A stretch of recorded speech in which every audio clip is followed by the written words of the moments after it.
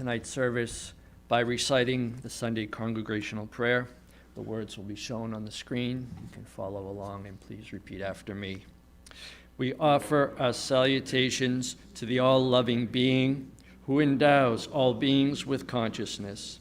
We meditate on the Lord, who is the origin of the universe. Lord, thou abidest in all, thou art all, thou assumest all forms, thou art the origin and goal of all. Thou art the self of all. Thou art existence, knowledge, and bliss. Salutations unto thee. May the world be peaceful.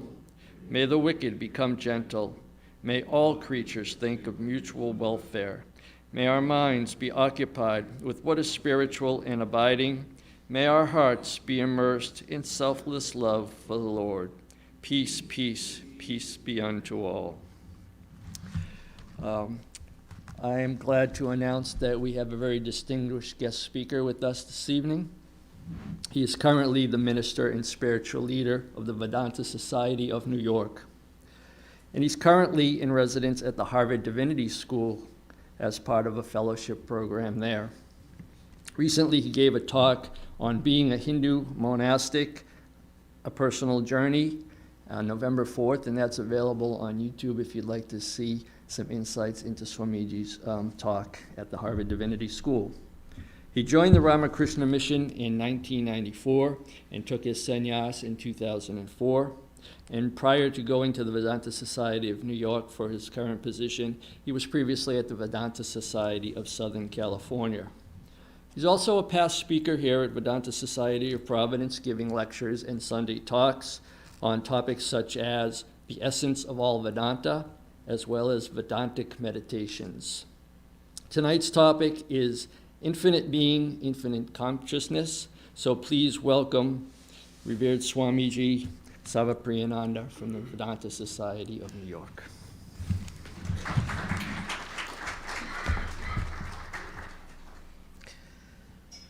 Om asato ma sadgamaya tamaso ma jyotirgamaya mrityur ma amritam gamaya. Om Shanti Shanti Shanti. Om, lead us from the unreal to the real. Lead us from darkness unto light. Lead us from death to immortality. Om, peace, peace, peace.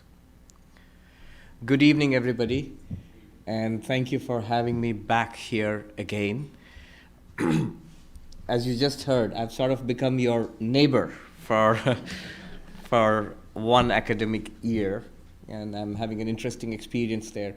I'm saying that I have to rush back because I have assignments to complete. So the Swami also has homework. Somebody was saying that you have selected a difficult subject. That is true. It is a particularly difficult topic. This is from the Taittiriya Upanishad. The Taittiriya Upanishad is divided into 3 chapters called Vallis, and in the second chapter, the second Valli, called Brahmananda Valli, the chapter on the bliss of Brahman. And that sounds nice, the bliss of Brahman.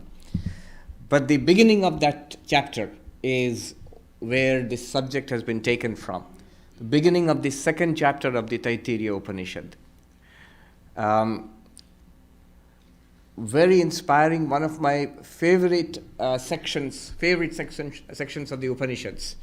I have spoken about this earlier on some occasions, more than once, but not to my knowledge, not in the last 2 years. So hopefully public memory is, nowadays it's not all that easy because of YouTube. People will say, are you going to speak about something new? Because they have heard it all. And I have to say, unfortunately, I have nothing new to speak about. What I'm going to speak about is about 5,000 years old. Certainly in this case it is, the Upanishads. All right. The way we'll do this is, I'm going to speak about this subject for a while and then open it up for a short period of rapid-fire Q&A. You have to keep your questions sharp, and I'll keep my answers sharp so that we can get as many questions as possible in a short period of time. But before that, the talk will be divided into 2 parts. One, I'll set the foundation first, and then there'll be a burst of concentrated, you have to really pay attention, you have to really walk with me, where I will unpack the central teaching, that infinite being and infinite consciousness. That's just like a mathematical formula. So you'll have to really pay attention and follow each step of the unpacking. But first, the foundation. The Taittiriya Upanishad, the second chapter, begins with a short, cryptic sentence, simple sentence. But to me, the entirety of Advaita Vedanta is packed into that sentence. Even Shankaracharya says, all of Vedanta is, he says, sutra. That means it's like an aphorism. All of Vedanta is packed into that sentence. What is that sentence? Brahma vedapnoti param. The knower of Brahman attains the highest. That's the text. The knower of Brahman attains the highest. There are three aspects to this. If you look at the sentence, there's Brahman, whatever that is. Then there is knowing Brahman. What does it mean? How do you do it? And then what's the result of all of this? What's the purpose of all of this, of spiritual life? Attains the highest. Brahma vidapnoti param. The knower of Brahman attains the highest.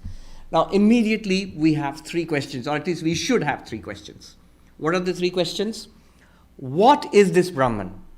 You're going to talk about Brahman, define it. Tell me what it is. The second question would be, how do you know? You're supposed to know Brahman, realize Brahman. So how do you know Brahman? And the third question will be, what do I get out of it? You say attains the highest. Wait a minute. What do you mean by the highest? Any kid knows when your mom or your teacher promises you a prize when you do this, when you be a good boy or a good girl, any intelligent kid will first ask, what's the prize? So if you're going to engage in all this project of spirituality, spiritual life, Vedanta, whatever it is, what is the highest? What does it consist of? Spell it out for me. And luckily for us, the Upanishad, in the next few sentences, in the very first paragraph of the second chapter, it answers these three questions. What are the three questions? What is Brahman? Define it. Can you actually define the ultimate reality? Yes and no, but we'll see. And how do you know Brahman? And what do I get? So here are the answers. What is Brahman? Tadesha bhyukta, it is said. What is Brahman? Satyam jnanam anantam brahma. Infinite being and infinite consciousness is Brahman. Literally, being or existence. Consciousness, infinity is Brahman. Satyam jnanam anantam brahma. We'll come back to it. This is actually the topic that we're going to dwell on today. What is this ultimate reality? We'll come back to it. But very quickly, before we come back to it, the answers to the other two questions. I will not leave you in suspense. How do you realize Brahman? The next sentence. Yo veda nihitam guhayam parame vyoman. Who realizes this Brahman hidden in the cave of the heart, in the sacred space of the cave of the heart. Very poetically expressed. What does it mean? To put it very briefly, cave of the heart, Shankaracharya comments that it is the cave of the intellect, our own minds, within ourselves, in our deepest self, one who realizes Brahman. This is a poetic, roundabout way of saying that you have to realize yourself as Brahman. That I am Brahman, aham brahmasmi. This is the form of the realization. This is the form of the enlightenment that we are seeking. As against, for example, this is Brahman or that is Brahman, or I saw God or God is there. That's a different way of looking at it. This is saying that in your deepest, at the deepest level of our beings, we must find Brahman as ourselves, our own reality. So that's the clue to how do you know Brahman. Not Brahman as this thing or that thing, not Brahman as out there, but as here, I. If you ask, that's not enough, but what's the technique? What's the way? And there's the rest of the Upanishad will explain, but that's not our subject today. And yes, the third question, what do I get out of all of this? The Upanishad goes on to say, So ashnute sarvan kaman saha brahmana vipaschiteti. That one, the one who realizes I am Brahman, that one enjoys the, wait for it, the fulfillment of all one's desires, every possible desires altogether by the realization of Brahman. Now one thing, I can already see smiles, but just a minute. The fine print is this. What do you mean by the fulfillment of all one's desires? Well, like a shopping list, wish list, top 10 desires, so 100 places to visit before you die, things like that. Or next week, Black Friday? Yes. So everything I wanted on Black Friday, I'll get everything and at throwaway prices. Is that what you get by the realization of Brahman? All my wishes will be fulfilled? No, not that. But something actually much deeper. What we are trying to do by fulfilling a variety of desires for wealth and youth and learning and success and fame, all that we are trying to do in all these ways, basically it is all for fulfillment, for happiness, for lasting, deep, profound satisfaction in life. Now that kind of, in its ultimate sense, that ultimate bliss, in Vedanta it is called Paramananda Prapti, the attainment of ultimate bliss.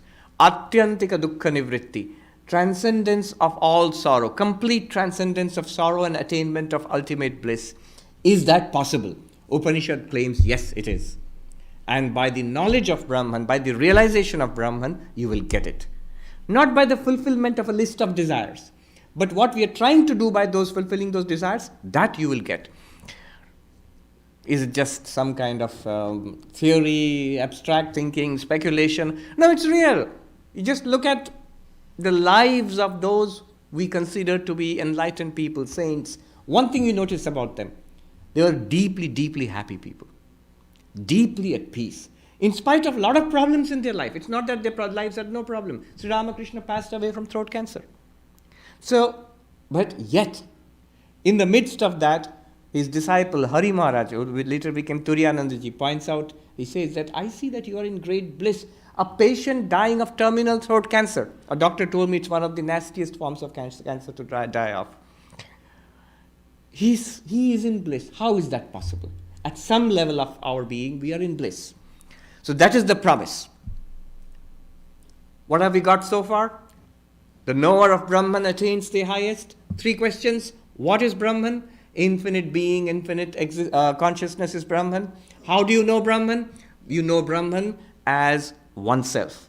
In the sacred space of the cave of the heart is a poetic way of saying, I know Brahman as I myself, my reality, my own reality. And third, what do you get out of it? The highest. What is the highest?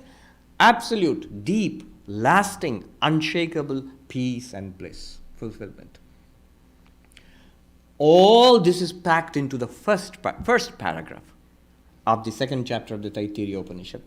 But today, what we will do from now on, till the end of the talk, is concentrate on just one short sentence in this section. What is that sentence? The definition of Brahman. What is Brahman? Brahman is just the name for the ultimate reality in Vedanta. But what do you mean by that? Can you actually define God? I actually gave this talk years ago and the title was Defining God. Can you actually define God? Is there a meaningful, precise, clear definition of God? Yes, there is, and no, there is a technical reason why that cannot be done. That will become clearer as we go on. Here is the best definition, the best conception of the ultimate reality that I have come across in all the literatures of the world that I have studied till now. Boldest, clearest, powerful, and not only that, as we will go along, you will see you can give any definition. Where is the guarantee that it is about something real? Suppose I say, God is the creator of the universe. That's a definition. That's a definition of God. Who is God? God is that which created the universe. Fine, you gave a definition. Where is the guarantee that such a God exists? I could just as well say that the universe was created by Big Bang. No God required. So, just defining does not give any guarantee that what we are defining exists. But you will see the beauty of this definition is, once we understand the definition, there is no doubt that it exists. You'll see. It's not only a conceptual, philosophical definition, but it's also rooted in our experience, in our day-to-day experience. The more we understand it, the more stunning it is. Somebody said about quantum mechanics that if you are not shocked by quantum mechanics, you have not understood it. Who was that? A very famous physicist said that. Schrödinger or somebody like that.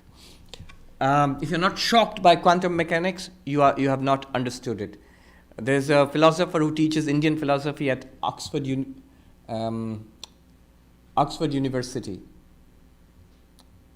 Yes, in England. And when he teaches Advaita Vedanta, in his handout, he quotes that. If you're not shocked by Advaita Vedanta, you have not understood it. So it's stunning what they are claiming in this one sentence. Enough advertisement. Now we are going to go into the second part of this presentation. The second part is where all our powers of concentration are required. It would have helped to have a blackboard and to fill it up with chalk and talk, but mentally construct a blackboard. It's not very difficult. Just have this text in your mind. In Sanskrit, Satyam Jnanam Anantam Brahma. In English, very simple to translate into English. Being, consciousness, infinity is Brahman. Being, consciousness, infinity is Brahman. We are defining what is Brahman. So being, consciousness, infinity is Brahman. What does it mean? We'll just unpack it for the next half an hour or so and then take questions. Now there is a technique of unpacking it. Shankaracharya, in fact, it's a wonderful thing to know that Shankaracharya wrote commentaries on the Upanishads, the Bhashyas. The Taittiriya Upanishad was the first one he selected. The first commentary he wrote was on this. And particularly on this sentence, he has written page after page. And the whole section, I was rereading it again today before coming here. Very deep commentary, defining Brahman.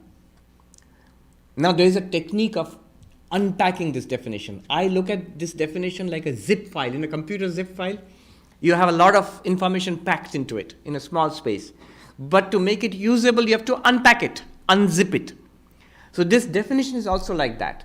Being, consciousness, infinity is Brahman. Unpack it. What does it mean? Make it clear and understandable and relatable so that we can all relate to it and say, yes, this is what it means.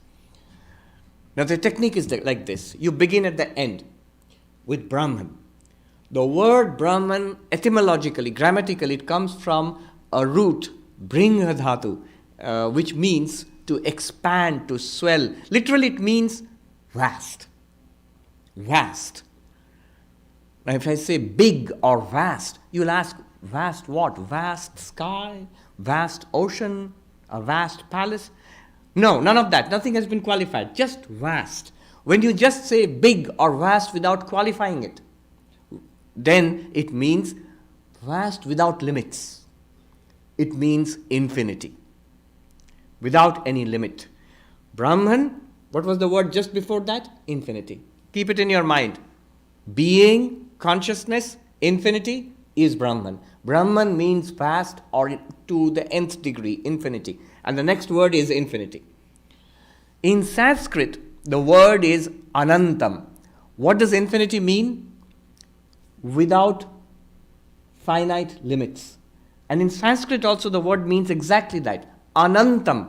Anantam means na antam. The word antam in Sanskrit means limit. Anantam, no limit. Infinite is equal to no limit. Now what do we have in our minds? Brahman means the vast, means the infinite, means no limit. So, antam, limit. There are three kinds of limit. Now we are going in deep. There are three kinds of limits. There are three kinds of restrictions or limitations.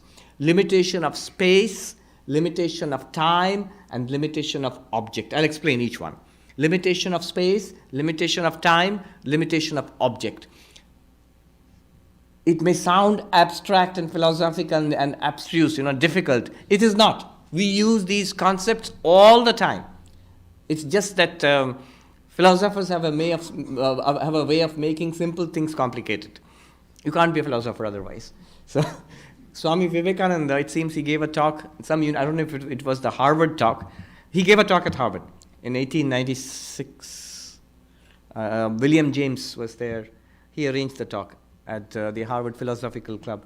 And the building where Swami Vivekananda gave the talk, the Xavier building, that building is still there. And we have sort of identified the room. It's still used as a classroom where Vivekananda gave the talk, what is Vedanta? But it seems that somebody said after either this talk or some other talk, he can't be a philosopher. I understood everything he said. So, way of making simple things complicated. But these are concepts we use all the time. Limitation of space, limitation of time, limitation of object. What does it mean, limitation of space? It's very simple. Each thing that we know, which exists in space, physical thing, is limited in space, is located in space. If you're located in that chair, you're obviously not in the other chair. You're obviously not out of the building. You're obviously not at home. If you're at home, you're not here. If you are here, you're not there. This limitation in space, there is a place where you are and there is a place where you are not. Each object in space, there is a place where it begins and there is a place where it ends. And there is a space in which it is not there, there is a space in which it is there. That is called the limitation in space. Now imagine, if there is an object, if there is some reality which is not limited in space, what will happen to it? What sort of reality would it be? A reality which is in space, which is limited in space, is here but not there. There is a space where it is not. But if there is any reality which is not limited in space, no antam, no limitation in space, what would happen to it? There would be no space where it would not be. In other words, it would be everywhere. Are you with me? It's not very difficult. If a thing is not limited in space, if a thing is not restricted in space, if there is such a thing, I'm not saying there is. We will see ultimately that there is. But right now I'm not saying there is. If such a thing is there, it will not be limited in a particular space. It will be everywhere. All pervading. If it is not limited in space, Brahman, if it is infinite, means it's not limited in space, then Brahman must be all pervading. Brahman is everywhere. That's the simple way of putting it. That's the claim. Brahman, whatever it is, it must be everywhere. It cannot be. Now you cannot say it's in heaven but not here. Then it's limited in space. There is a place called heaven and there is a place called not heaven. So if God is in heaven and only in heaven, then God cannot be here. Then it's not limited it's limited in space in that case. But Brahman is omnipresent, all pervading. That's one conclusion. Which means, interestingly, it must be here, right here. That ultimate reality must be right here. Wherever you are, there it must be, if it exists. Second, no limitation in time. What is meant by limitation in time? Limitation in time means every entity has a beginning and an end in time. Every entity is created and destroyed. Created, exists and destroyed. Born, lives and dies. Somebody joked, if you go to a graveyard, a cemetery, and you look at a tombstone, it says XYZ, born 1901 and died, and there'll be a hyphen, 1990. So somebody joked, life is a race from the womb to the tomb. Or life is a dash, that hyphen, life is a dash from the womb to the tomb. That dash in between the 2 years. But that's the limitation of time. On one end, date of birth. On the other end, death. On one end, date of creation, production. The other end, destruction. So, every entity, every event in space-time is limited in time, begins and ends. All of us. And in fact, every particle in our body. All of these things, they begin and they end. They are created and destroyed. Now, supposing there is something which does not have limitation of time, is not limited in time, what will happen to it? Limited in time, we know, birth and death, creation, destruction. And just about everything you see in this universe is like that. But not limited in time, what will happen to it? What will happen to you? Can you say? There will never be a time when it was not, and there will never be a time. There never was a time when it was not, and there will never be a time when it will not exist. Or to put it in a positive way, it always existed, it exists now, it always will exist. Past, present, and future, always existing. In other words, if Brahman exists, if it is without limitation of time, it becomes eternal. We have got two results already. No limitation in space, omnipresent, all-pervading. No limitation in time, eternal. Brahman there's no time when Brahman was created, there's no time when Brahman will be destroyed. It was always existing, is, and will be existing. These are the two results we have got so far. Third kind of limit. Remember, there are three kinds of limit. Limit of space, limit of time, limit of object. What do you mean by limit of object? I am translating the Sanskrit actually. Desha kala vastu paricheda. If you translate literally, it means space, time, object. Paricheda I am translating as limitation. Literally it means cutting off. But you can see what it means. Limit basically cutting off. Finitude. Now what is a limit in object? This is a funny one, but it's very interesting. What it says is, everything is itself and different from everything else. The identity, A is A and different from all not A.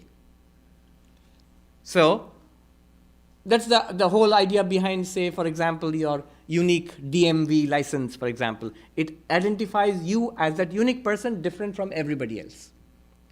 So, object limitation means every object is uniquely itself and different from everything else.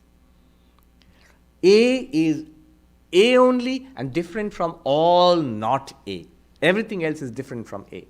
Similarly, every object, you are unique and you are different from everybody else. Nobody is you except you. That's a funny way of putting it.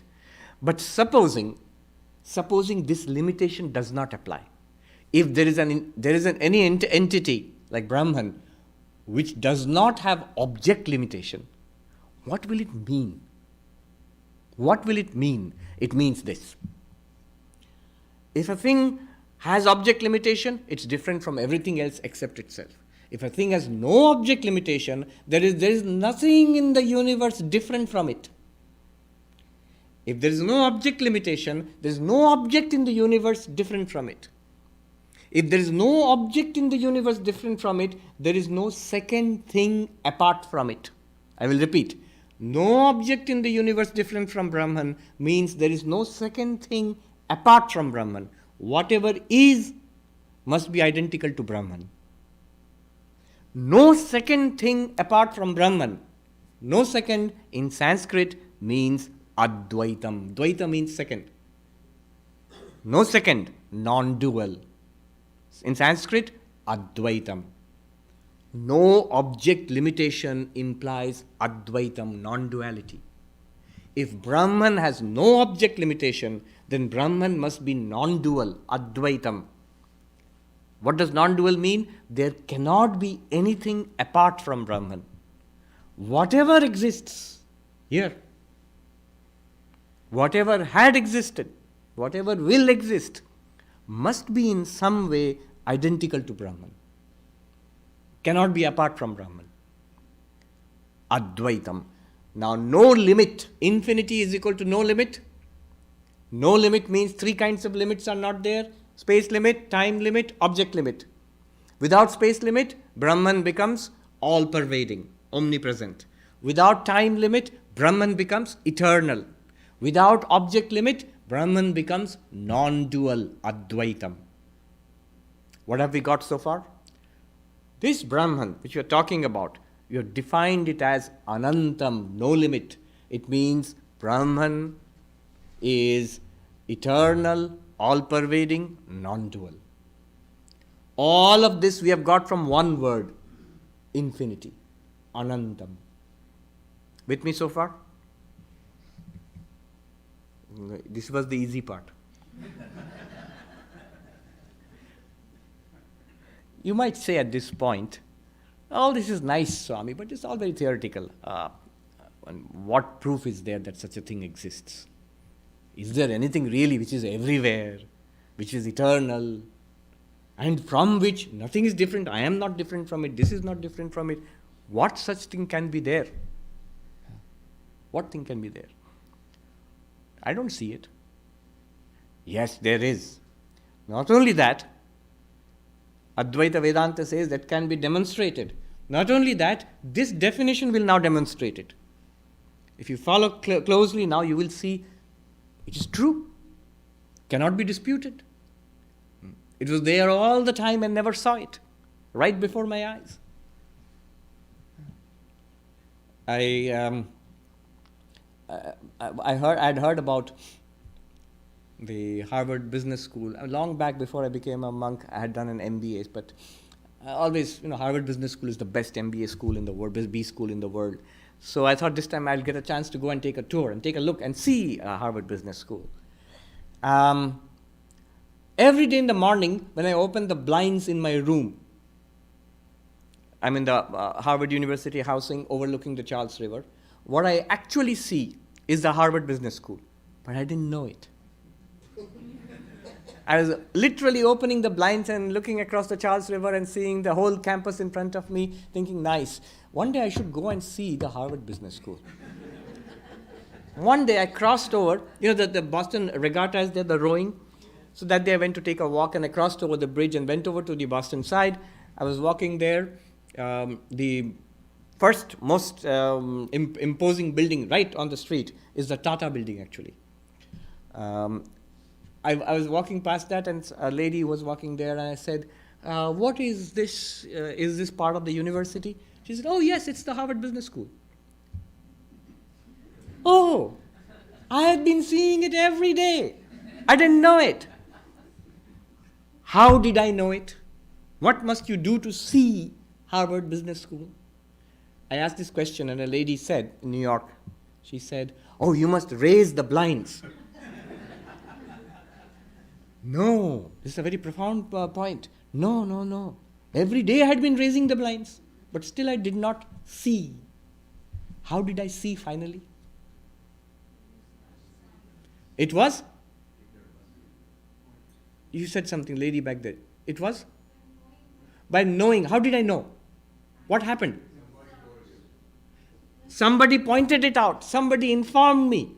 This, what you are seeing, is Harvard Business School. Keep it in mind. We are going to do exactly that. The Upanishad is going to do that. You will, at the end of it, you should say, oh, I was always seeing it, but I didn't know. Right. Upanishad does that. Raising the blinds, then you will think that, oh, I have to sit in meditation like that, I have to think in this way, and then I will have this some kind of experience which will be like raising the blinds, and then I will have that experience of, not Harvard Business School, of Brahman. No. Upanishad says it's already there. It has to be pointed out. And that pointing out is done by this Satyam, Jnanam, Anantam, Brahma. These sentences of the Upanishads, they are pointers. The Chinese saying about finger pointing at the moon.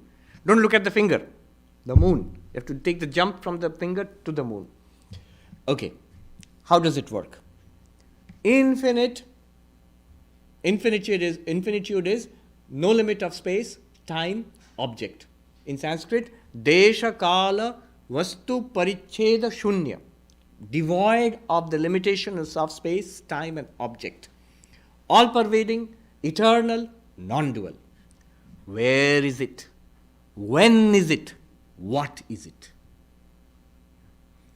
Then comes now go to the first word of that definition. Remember the text. Being, consciousness, infinity is Brahman. What have we done so far? We started from the other end. Brahman, infinity. That much we have done. Hopefully it's there. You don't look very confident. You have to keep it all in the random access memory or something like that. You have to keep it there. Now we have 2 more words left and 20 minutes left. 2 more words. What are the 2 words? Being, consciousness. Satyam, Jnanam. Shankaracharya says each of them should qualify Brahman separately. Satyam Brahma, Jnanam Brahma, Anantam Brahma. Existence is Brahman, consciousness is Brahman, infinity is Brahman. Infinity is Brahman, we have done it. Now let's take up the first word, existence, Satyam, reality, existence, being. Now, what is reality? In a very common sense, non-philosophical way. What do we consider to be real? Whatever we experience in life. Here, right now, point it out. Here I am real. My friends and relatives, my mother and father and brothers and sisters, and they are real. The chair I sit on is real. Otherwise, I would be sitting on the floor very fast if the chair was not real. And Swami, presumably you are real. So all of this is real. Even the space in between us is real because it packs a certain number of people together. So reality is here, right here. We are experiencing it. See, hear, smell, taste, touch. Think about it. So this is real for us. Yes, we admit sometimes we are mistaken. Sometimes we may seek the proverbial snake in the rope. But mostly we are okay. We are doing good. This is real. Now, Upanishad says reality is Brahman, being is Brahman, existence is Brahman, Satyam Brahma. Just a minute. The things which I consider to be real, the things which I experience to be real, these are Brahman. Table is Brahman, man is Brahman, woman is Brahman, light is Brahman. Not quite. Why not?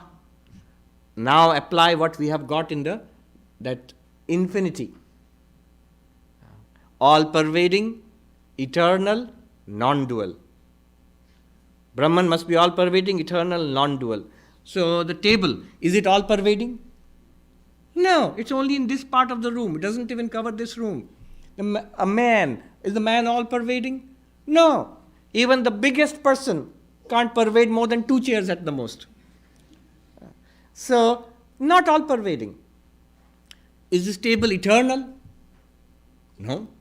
It was created. It exists. At some point in the future it will go. It will fall apart. It's neither eternal nor all-pervading. Is it non-dual? Is it that there is nothing apart from this table? Of course not. There is the floor on which the table stands, there is the stuff we have kept on the table, and there is all of us apart from the table.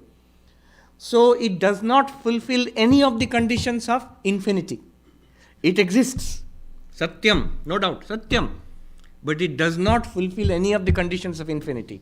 Now you have trouble. Upanishad says, Satyam Brahma, what is real is Brahman. So this is real.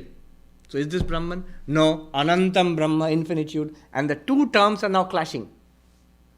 You see, it must be real, but also it cannot be something limited in space, time, or by object. It must be all-pervading, it must be eternal, it must be non-dual. All-pervading, eternal, non-dual reality. Show me that. All right, this is how you do it.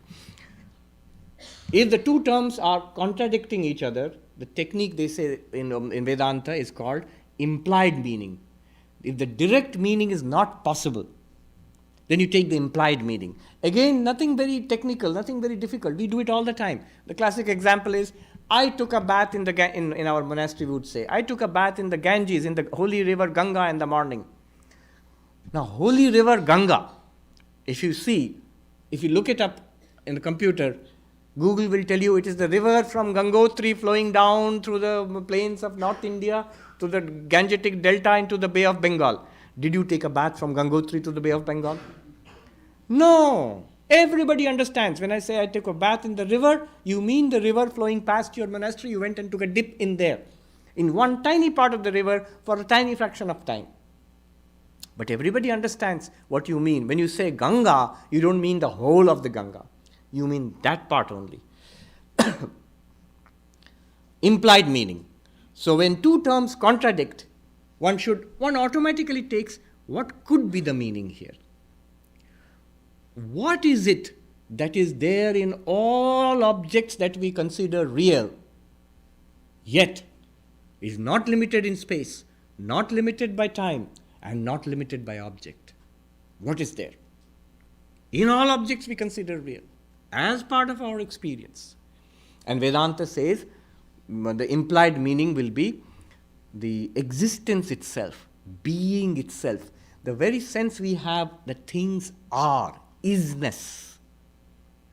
Table is, if you write in a blackboard, it becomes very clear. Table is, man is, woman is, child is, light is, building is. Man, woman, table, light, chair, building, they are all different from each other. But isness, is. That existence which runs through everything. An example is, you go to Tiffany's and see a gold ornaments. Such a bewildering variety of necklaces and rings and bracelets and tiaras and whatnot. Yet running in and through all those gold ornaments is what? One same thing. What is that? I've given you the answer. Gold. Gold. Running in and through. Now you change your vision. If I say, look at all this wooden furniture, don't see it as table, chair, podium, lectern, as the shrine, but see it as wood. So yes, Swami, I understand.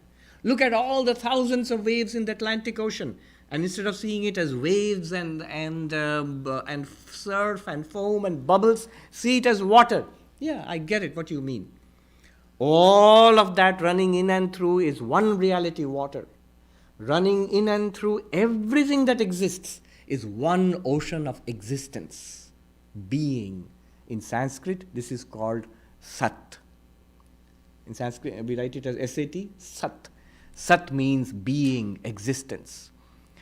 You will say, that's clever, but it's an abstract concept. Things exist. Existence is abstract. Advaita Vedanta says, what a joke. It's like saying, ornaments are real, gold is abstract. Waves are real, water is abstract. What foolishness. It is the other way around. Advaita Vedanta insists it is existence which really exists. All other entities, people and things, all the things that we consider to be existing, they have a dependent existence. They depend, just like the waves depend on the water. The ornaments, when they're all their variety and glory, depend on the gold. Similarly, every entity in the universe depends on being with a capital B. Depends on existence with a capital E. In Sanskrit, on Sat.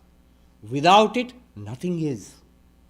With it, all this bewildering, infinite variety of things comes alive. That isness, that existence, that being, notice, it is everywhere. If you look at existence, tell me one place where existence is not there. Shankaracharya in his commentary in Bhagavad Gita says, pot exists. So existence is there. Then the opponent says, but suppose the pot is broken, then the pot is not there, existence is gone. So no, broken pot is. Pound it into powder. Powder is. And suppose you remove all the pots. Then he says the cloth is. Suppose, he says, it's a very abstract concept now. Every entity in the universe is destroyed. At the cosmic dissolution, everything is destroyed. Nothing exists. Then is existence still there? Shankaracharya says, yes. Only it cannot be appreciated anymore. You require a name and a form to actually experience existence as an entity. If you wipe out all names and forms, a uniform being still exists, but it does not have any differentiation which you can experience. Anyway, we're going off on the deep end. Now, what is being pointed out is our continuous sense of isness. It is everywhere. There's no place where you can find out that there is no isness. It is all the time. And nothing is different from that isness. This is the most clever thing. Think of anything which is different from isness. Think of anything which is different from existence. It will become non-existent, correct? Other than existence, non-existence. Other than A, not A. Other than existence, not existing. other than Sat becomes Asat. If you say, no, I know of one entity which is different from existence, foolish. That entity will not exist anymore. It's like saying there is a gold ornament which is different from gold. Cannot exist. Now you have something which is beyond the limits of space, time and object, and yet it is everywhere and undeniable. That is Brahman. All the time. Harvard Business School. Here it is. Here, there, everywhere. For us it may seem like a theory. It becomes a vivid experience for the enlightened person. But now we know what is it that the enlightened person is seeing when they say, I see the ultimate reality, Brahman, everywhere.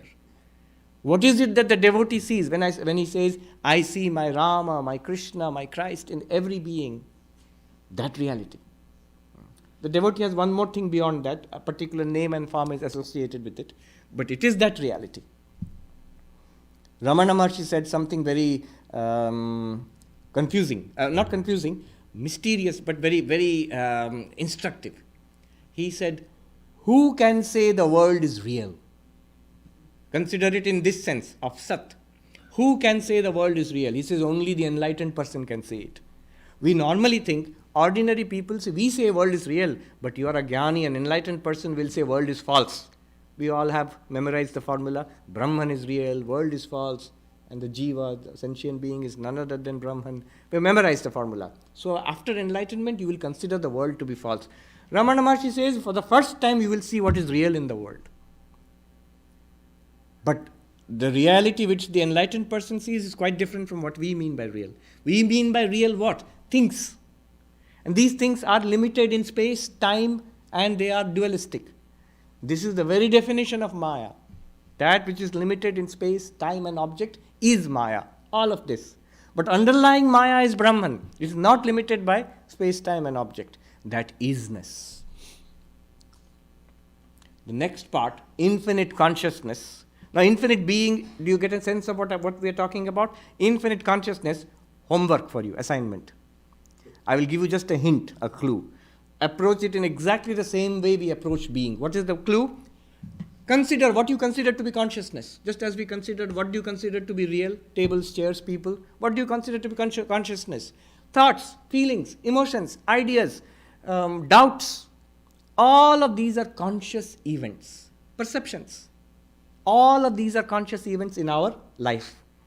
Is this Brahman? Then apply that infinitude constraint. Are these conscious events infinite? You're listening to a lecture. Is it an infinite lecture? You hope not. Is it limited in space? Yes, only here. And through the virtual medium, they're live casting it. Is it limited in time? Of course, we are running out of time. Is it non-dual? Yes, it's not non-dual. There are many other lectures also, and many other things apart from this lecture. So, every conscious experience is limited in space, begins and ends. Limited in time, begins and ends. Limited it's dualistic. Every conscious experience is different from the earlier conscious experience. They are different experiences. How can it be infinite? What was the process we took? Implied meaning. Underlying all these things which we experience, awareness of table, awareness of sound, awareness of pain, awareness of memory, awareness of desire, awareness of blankness. Underlying all of this, there's one constant thing. What is that? Awareness. I've given you the answer. So like that you would look at it, you will begin to see underneath all the changing experiences in our conscious life, there is a pure subject which you cannot grasp because it will never be an object to you. It is the pure subject, which is infinite consciousness. That consciousness has no beginning, no end. It is not limited in space. The same consciousness is found in everyone. And it is non-dual. Because in all our experiences, no experience is apart from that consciousness. Without consciousness, no experience. That is called infinite consciousness.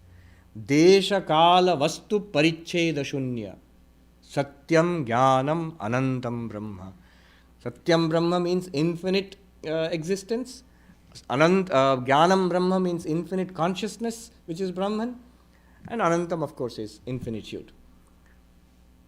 This is and this has to be realized. The next thing we'll say, realized as our own inner reality. How do you do it? If you ask a further question, particular technique, then the next part of the Upanishad will take you into the well-known Pancha Kosha Vichara. Start with the body, then the prana, then the mind, then the Vijnana, the intellect, beyond the intellect, the 5 levels of our personality, and going beyond that to show you the infinite consciousness beyond this. So that's a technique, that's a topic for a separate discussion. What relation does all this abstract philosophy have to prayer and meditation and religion? All of this is for the purpose of this final realization. In Vedanta, ultimately this is the goal. And in one sense, the cosmic joke is upon us, because Harvard Business School is ever in front of our eyes.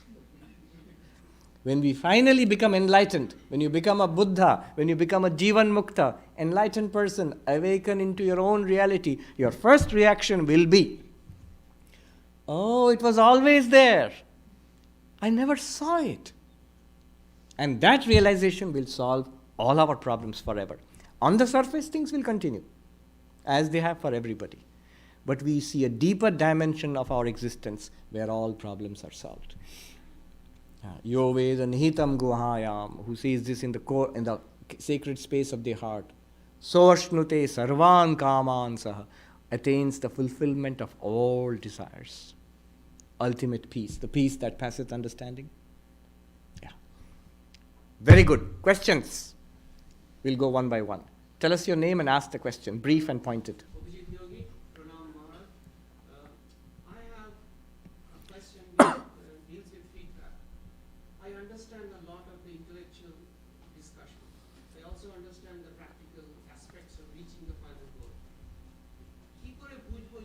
English, keep it in English so that everybody. How do I know that we are making progress? Yes, feedback is important. How do I know that we are making progress? I heard a monk in the Himalayas, in Haridwar, he said something that touched my heart. He said, always acknowledge the truth of your own life. It's a great virtue to acknowledge the truth of our own life. In Hindi, he said, अपना सच्चाई को स्वीकार करो. So I know all this grand philosophy is before me, and I know that's my ultimate reality, my own self. But I also know this is the condition of my mind, this is my life right now. And so from here, I must elevate my thinking and my... you want me to repeat the question? Yes. So we must elevate our thinking through practice. Now if you say feedback, what is the feedback? The feedback is this. Sri Ramakrishna used to say, one good indicator, in Bengali he would say, Ishwarya Anurag Vishaya Virag. A much more intense spirituality, a love for spiritual life, a love for God. If you're a devotee, your devotion for God will increase. And you'll have a serenity as regards, with regard to our mundane life. You'll deal with problems as they come, but not so upset or overcome by the ups and downs of daily life. Yeah, that's a good indicator. It's a gradual process, but remember, gradual process in the mind. As far as you are concerned, as Brahman is concerned, it's perfect already. Swami Vivekananda said, all of spirituality is a gradual evolution of nature and an unfolding or manifestation of God. Look at the language. What is changing? Evolving means changing. Nature is changing. Bodies are changing. Mind is changing. We are constantly upgrading. Version 1, version 2, version 3, like that. But what is being upgraded is the equipment. But you, the self, as being and consciousness, that is constant. Yes. Thank you. Yes. Tell me your name and your question. I'm Pranam, and I was wondering that after you become enlightened and everything, do you know everything? Like, do you know all the answers to everything? And yeah. Actually, it's a good question. And you might think, Where does that come from? But yes, the way the language is given becomes omniscient, all-knowing. And right now, the class that I'm doing at Harvard Divinity School, one of the classes is on Indo-Tibetan Buddhism. And one of the topics that these lamas in their mountains in Tibet, for hundreds of years they debated upon, one point was, what does it mean when it says the Buddha is omniscient? Does the Buddha know in detail everything like a enormous cosmic encyclopedia? Is that it? Do you become all-knowing, like you know everything about the world? You become like a super Google or something like that? No, not in that sense. Vedanta is very clear. Sarvavit, all-knowing, means you know that everything is Brahman. It's simple in this way.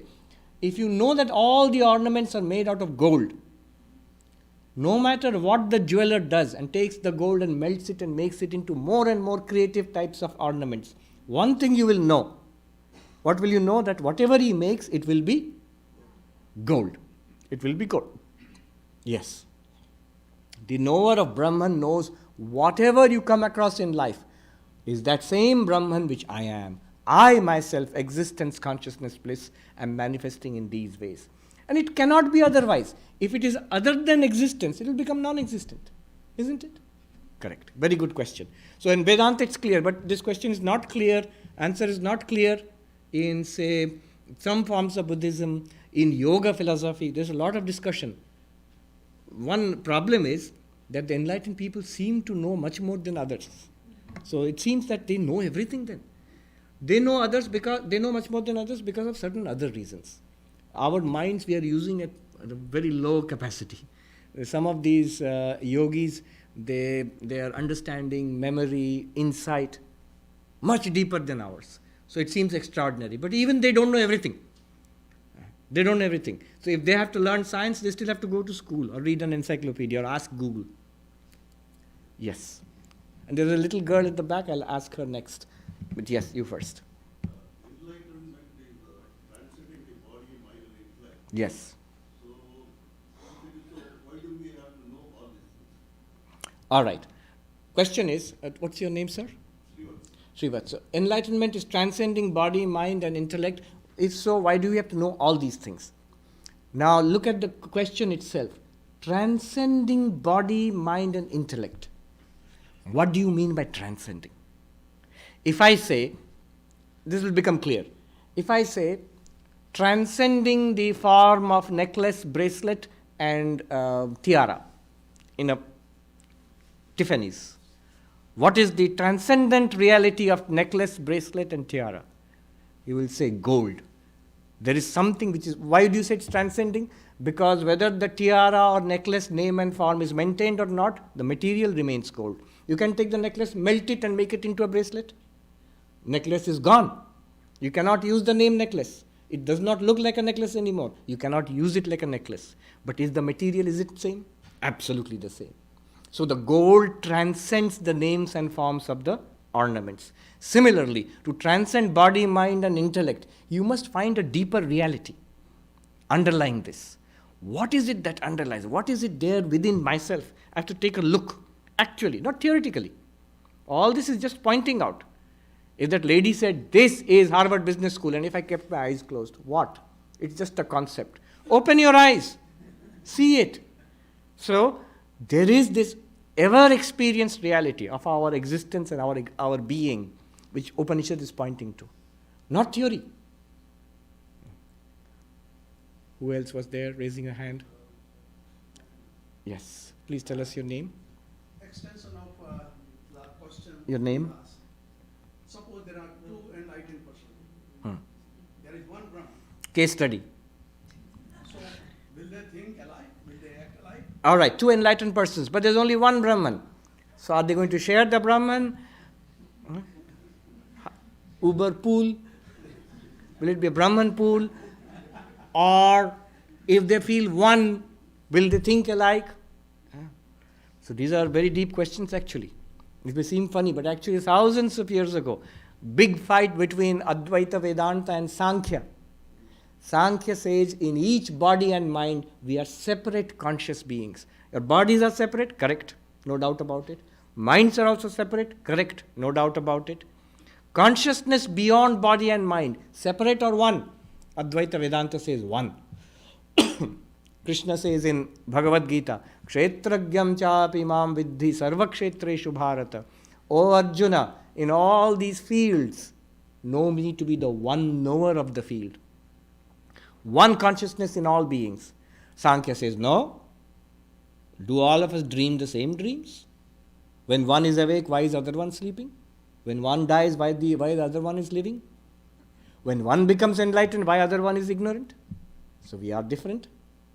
Vedanta says, foolish mistake.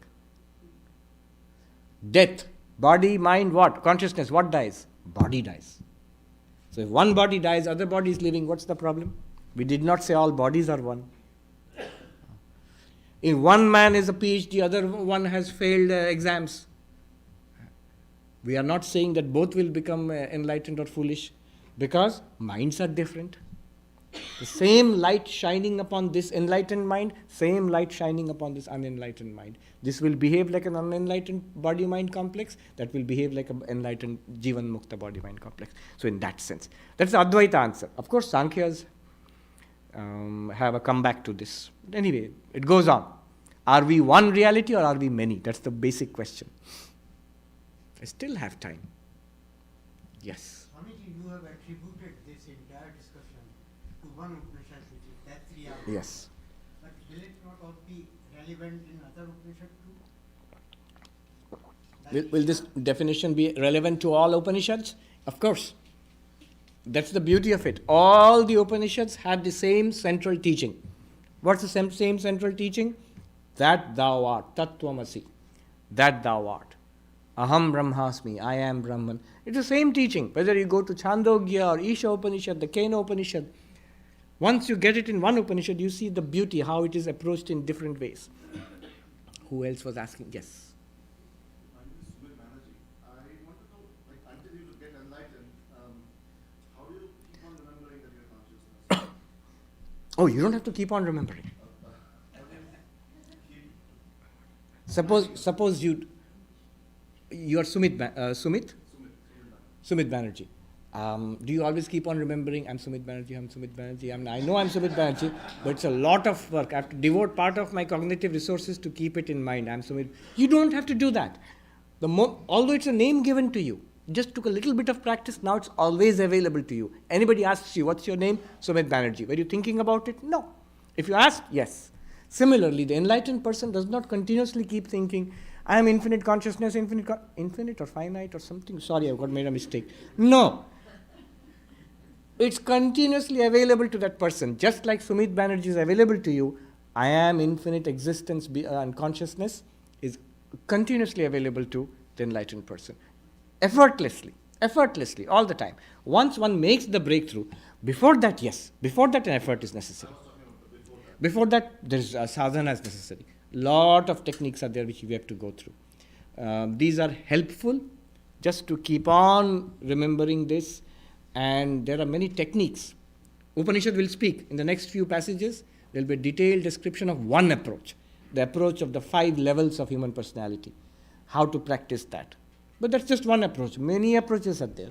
And you need not take this approach. One may take a devotional approach. Instead of thinking of Brahman like this Brahman is the Lord I worship. Now I attach myself to the Lord through love. Is this valid? Yes, this is also valid. So multiple ways of love and meditation and philosophy, service. If it's an infinite being is everywhere, every act of service you do is a worship. Shiva Jnana Jiva Seva Swami Vivekananda, worshipping all jivas in knowing that they are Shiva. That also becomes a spiritual practice. Yes. To realize that your Brahman is within, do you think there's a requisite that you have to come to a painful truth that you haven't been Brahman? You've committed some kind of sin, that's so painful. Right. That is most helpful. Ultimately, we come to that point. Do you have to come to a painful truth that you have not really realized Brahman, met Brahman in your life? Absolutely. And life will drive us to that point. Have fun. Life says, play around, take your time. One day, however, the wiser get to it faster, the others a little slower.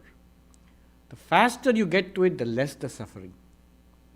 Why should there be suffering? If we are living in untruth, if we are living in falsehood, living in Maya is basically without knowing Brahman, without knowing the underlying reality. If I take the necklace to be the real thing, the moment the necklace is melted and made into something else, I will say the reality has gone. It has not gone, it's in this form now. The one who knows the gold knows it's perfectly all right. I will enjoy the bracelet form now. I will enjoy the tiara form now. I will enjoy the formless lump of gold now. So in every situation, with everybody, whether with eyes open or eyes closed in meditation, in joy and in misery, in sickness and in health and in success and failure, that one shining reality is always shining through for the enlightened person. But if you don't see that, samsara. Shankaracharya says, I'll end with this, at the beginning of this section, it is for the complete eradication of samsara that this teaching is given. Eradication of samsara does not mean everything will vanish into shunya. It will continue exactly as it is. We will know what it is for the first time and thereby be saved. With prayer to Sri Ramakrishna, Holy Mother and Swami Vivekananda, may that blessed day dawn in our lives in this very life itself. Om Shanti Shanti Shanti. Sri Ramakrishna Arpanamastu.